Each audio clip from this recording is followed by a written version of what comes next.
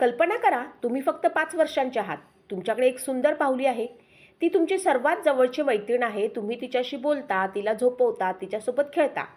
आणि एक दिवस तुम्हाला कळतं ही बाहुली परदेशी आहे. मग तुम्ही काय कराल? बहुतेक मुलं ती बाहुली अजून घट्ट धरून ठेवतील.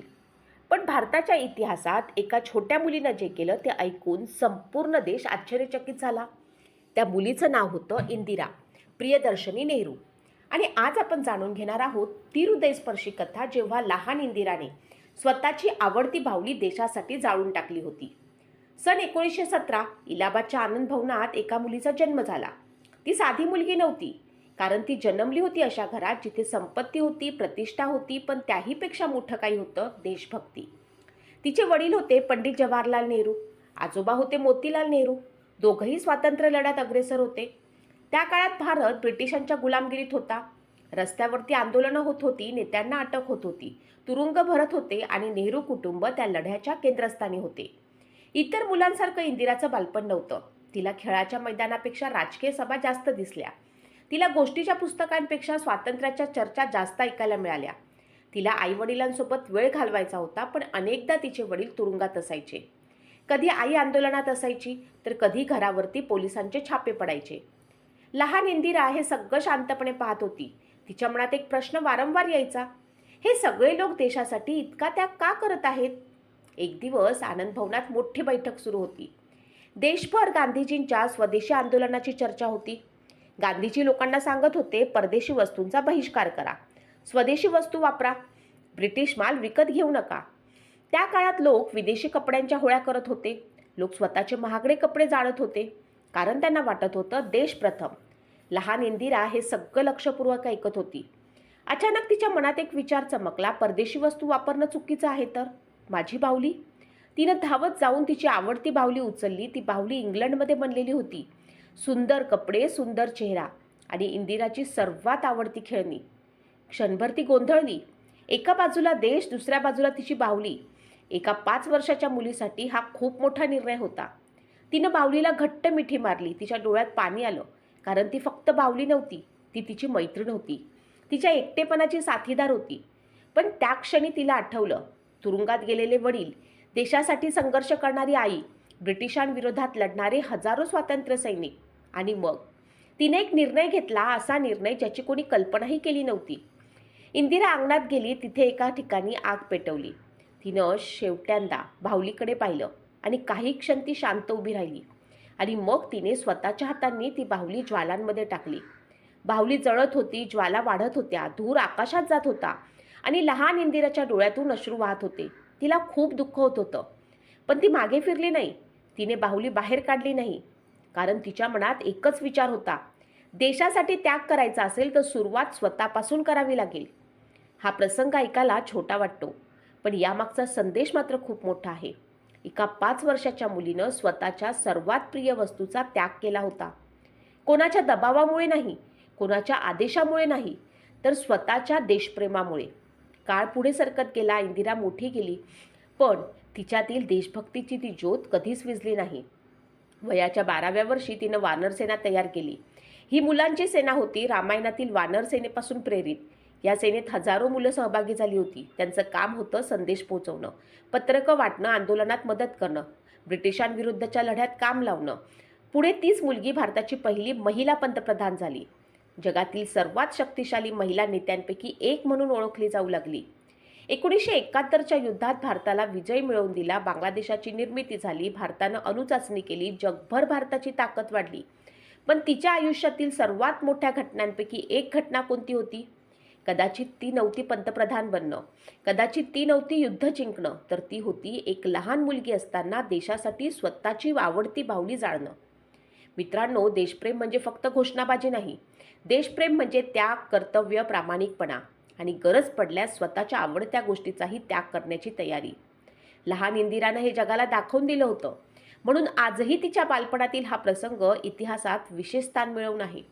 कारण त्या ज्वालांमध्ये फक्त एक बाहुली जळाली नव्हती, तर त्या ज्वालांमध्ये एका भविष्यातील नेत्याच्या व्यक्तिमत्वाची जडणघडण सुरू होती. आता आपण एक दुसरा प्रसंग पाहणार आहोत, जेव्हा 12 वर्षाच्या इंदिरानं 60,000 मुलांची वानरसेना उभी केली. सन 1930च्या सुमारास भारतात स्वातंत्र्य लढा जोरात सुरू होता. महात्मा गांधींच्या नेतृत्वाखाली आंदोलनं होत होती. मोठमोठे नेते तुरुंगात टाकले जात होते. त्यावेळी इंदिरा गांधी फक्त 12 वर्षांच्या होत्या.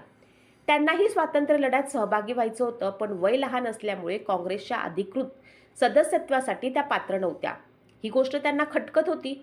देशासाठी काहीतरी करायचं आहे, पण मी अजून लहान आहे म्हणून मला संधी मिळत नाही, असा विचार त्यांच्या मनात होता. पण इंदिरा हार मानणाऱ्यांपैकी नव्हत्या.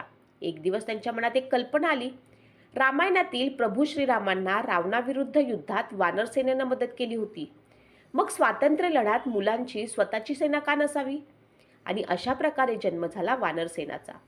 इंदिराने परिसरातील मुलांना एकत्र करायला सुरुवात केली. हळूहळू मुलांची संख्या वाढू लागली. काही महिन्यातच हजारो मुलं या संघटनेत सामील झाली.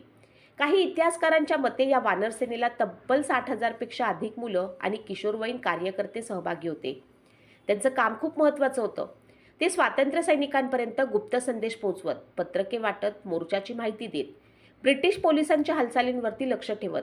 कधीकधी मुलांवरती संशय घेतला जात नसे, त्यामुळे ते सहजपणे माहिती एका ठिकाणाहून दुसऱ्या ठिकाणी पोहोचवत. एका अर्थानं ही मुलांची गुप्त माहिती व्यवस्था होती. ब्रिटिश पोलिसांना अनेकदा समजतही नसे की ही छोटी मुलं स्वातंत्र्य लढ्यात एवढी महत्त्वाची भूमिका बजावत आहेत. या संपूर्ण संघटनेचे नेतृत्व स्वतः इंदिरा गांधी करत होत्या.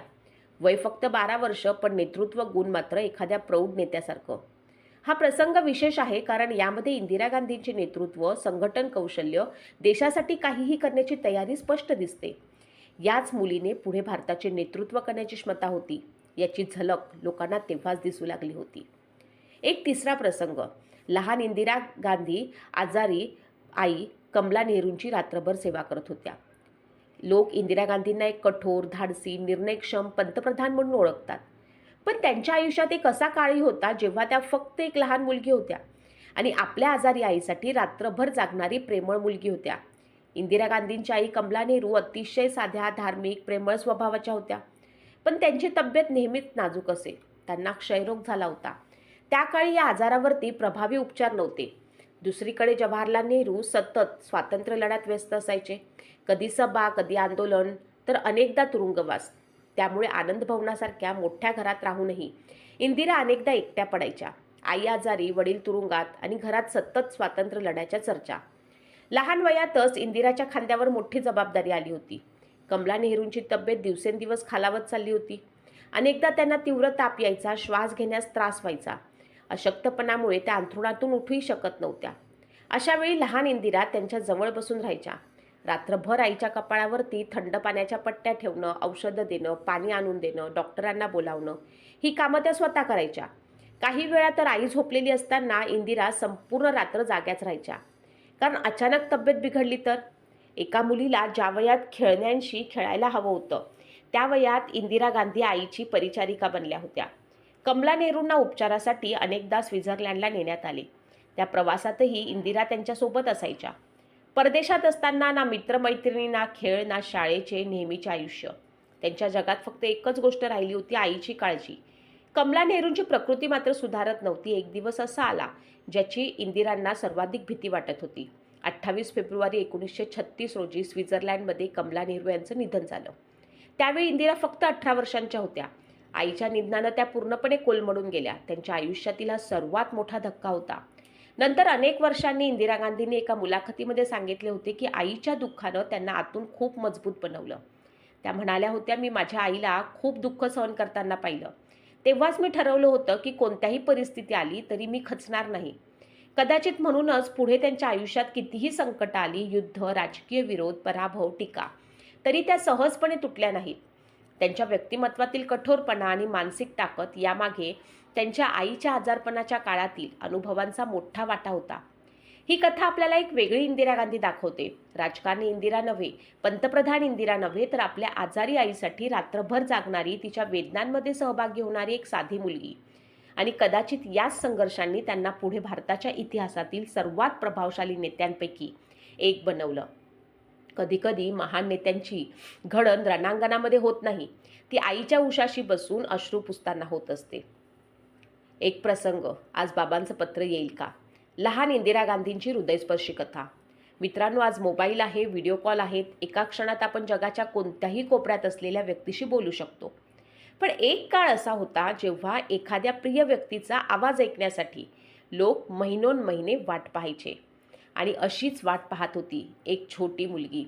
दररोज, प्रत्येक सकाळी, प्रत्येक दुपारी आणि प्रत्येक संध्याकाळी तिच्या डोळ्यात फक्त एकच प्रश्न असायचा, आज बाबांचं पत्र येईल का? ती मुलगी होती इंदिरा प्रियदर्शनी नेहरू. इलाहाबादमधील आनंद भवन, मोठ्या राजवाड्यासारखा बंगला, घरात नोकर, चाकर, संपत्ती, प्रतिष्ठा सगळं काही होतं. पण त्या घरात एक गोष्ट नव्हती, ती म्हणजे घरातील माणसांचा सहवास. कारण इंदिराचे वडील जवाहरलाल नेहरू बहुतेक वेळा तुरुंगात असायचे. देशाला स्वातंत्र्य मिळवून देण्यासाठी त्यांनी आपलं आयुष्य वाहून घेतलं होतं. ब्रिटिश सरकार त्यांना वारंवार अटक करत असे आणि प्रत्येक अटकेनंतर इंदिराच्या आयुष्यात पुन्हा एकटेपणा यायचा. रात्री झोपताना तिला बाबांची आठवण यायची. कधी शाळेत एखादी गोष्ट घडली तर ती सांगण्यासाठी बाबा जवळ नसत. कधी एखादं बक्षीस मिळालं तर ते दाखवायला बाबा नसत. कधी मन दुःखी झालं तर डोक्यावरती हात फिरवायला बाबा नसत. एका दिवशी इंदिरा घराच्या खिडकीत बसली होती. रस्त्यावरती नजर होती कारण त्यावेळेला पोस्टमन यायचा. जसेच पोस्टमन दुरून दिसला ती धावत खाली आली. हृदय जोरात धडधडत होतं. कदाचित आज बाबांचं पत्र असेल. पोस्टमनने एक लिफाफा दिला. लिफाफ्यावरती तुरुंगाचा शिक्का होता आणि पाठवणाऱ्याचं नाव जवाहरलाल नेहरू. इंदिराच्या चेहऱ्यावरती आनंद फुलला. जणू काही तिचे बाबा स्वतः घरी आले होते. ती धावत आपल्या खोलीत गेली. थरथरत्या हातांनी पत्र उघडलं आणि वाचायला सुरुवात केली. पत्रात लिहिलं होतं, माझी प्रिय इंदू. हे शब्द वाचताच तिच्या डोळ्यात पाणी आलं. कारण तुरुंगाच्या भिंतीच्या पलीकडून आलेला तो प्रेमाचा स्पर्श होता. जवाहरलाल नेहरू फक्त वडील नव्हते, ते एक शिक्षकही होते. त्यांना माहीत होतं की मुलीचं बालपण त्यांच्या सहवासाशिवाय जात आहे. म्हणून त्यांनी ठरवलं, मी तिच्यासोबत राहू शकत नाही, पण मी तिला शिकवू नक्की शकतो. आणि मग सुरू झाला पत्राचा अद्भुत प्रवास. एका पत्रात पृथ्वीची निर्मिती, दुसऱ्या पत्रात प्राचीन संस्कृती, तिसऱ्या पत्रात इतिहास, चौथ्या पत्रात विज्ञान, पाचव्या पत्रात माणुसकीचा धडा. इंदिरा प्रत्येक पत्र जपून ठेवायची. एकदा नाही, दोनदा नाही, तर अनेक वेळा वाचायची. कधी कधी तर ती पत्र उशाखाली ठेवून झोपायची. कारण तिला वाटायचं, बाबा माझ्या जवळ आहे. पण आयुष्य नेहमी आनंद देत नाही. एकदा अशी वेळ आली जेव्हा अनेक आठवडे कोणतंच पत्र आलं नाही.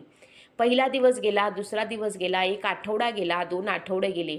इंदिरा दररोज खिडकीत बसायची, पोस्टमनची वाट पाहायची. पण पोस्टमन यायचा आणि पुढे निघून जायचा. पत्र नसायची. तिच्या मनात भीती निर्माण झाली. बाबा ठीक आहेत ना? त्यांना काही झालं तर नाही ना? ते आजारी तर नाहीत ना? रात्रभर ती विचार करत राहायची. आई कमला नेहरू तिला धीर द्यायच्या. पण एका मुलीच्या मनातील बाबांची ओढ कोण समजू शकतं? शेवटी एक दिवस पोस्टमन पुन्हा आला. त्यावेळी त्याच्या हातात एक लिफाफा होता, तुरुंगाचा शिक्का असलेला. इंदिरा धावत गेली, पत्र हातात घेतलं आणि आनंदाने तिच्या डोळ्यातून अश्रू वाहू लागले. जणू तिचं हरवलेलं काहीतरी पुन्हा मिळालं होतं. पत्रात नेहरूंनी लिहिलं होतं, प्रिय इंदू, पत्र पाठवायला उशीर झाला, पण माझे विचार नेहमी तुझ्यासोबत असतात. हे वाचून इंदिरा खूप वेळ शांत बसून राहिली. कारण त्या एका वाक्यात तिला वडिलांचं संपूर्ण प्रेम दिसलं. वर्ष सरत गेली. इंदिरा मोठ्या झाल्या, पण ती पत्र त्यांनी आयुष्यभर जपून ठेवली. कारण ती फक्त कागद नव्हते, ती त्यांच्या आणि त्यांच्या वडिलांमधील नात्याची साक्ष होती. पुढे हीच पत्र पुस्तकांच्या रूपामध्ये प्रसिद्ध झाली. जगभर लाखो लोकांनी ती वाचली. पण त्या पुस्तकांच्या मागे एक दुःखद सत्य लपलेलं होतं. एक वडील जे देशासाठी तुरुंगात होते आणि एक मुलगी जी रोज त्यांच्या पत्राची वाट पाहत होती. मित्रांनो, कधीकधी प्रेम व्यक्त करण्यासाठी मोठ्या गोष्टींची गरज नसते. एक पत्र, काही शब्द आणि थोडीशी आपुलकी इतकंच पुरेसं असतं. आजच्या काळात आपण आपल्या प्रिय व्यक्तींना काही सेकंदात फोन करतो, पण त्या काळात एका पत्रासाठी आठवडे वाट पाहावी लागायची. म्हणूनच कदाचित त्या पत्रांची किंमत इतकी मोठी होती. आणि म्हणूनच जेव्हा इंदिरा गांधींना एक शक्तिशाली पंतप्रधान म्हणून आठवतो, तेव्हा त्या इतिहासांच्या पानांमध्ये एक छोटी मुलगीही दिसते, जी खिडकीत बसून पोस्टमनची वाट पाहत असते आणि मनात फक्त एकच प्रश्न विचारत असते, आज बाबांचं पत्र येईल का? आजची कथा इथेच संपते, पण इतिहासाच्या पानांमध्ये अशा हजारो कथा अजूनही दडलेल्या आहेत. त्या कथा तुमच्यापर्यंत पोहोचवण्याचं काम आम्ही करत राहू. म्हणूनच चॅनलला सबस्क्राईब करा, बेल आयकॉन दाबा आणि आपल्या ह्या इतिहास प्रवासाचा भाग बना. पुन्हा भेटूया एका नव्या सत्य आणि मनाला स्पर्शून जाणाऱ्या कथेसोबत. तोपर्यंत नमस्कार.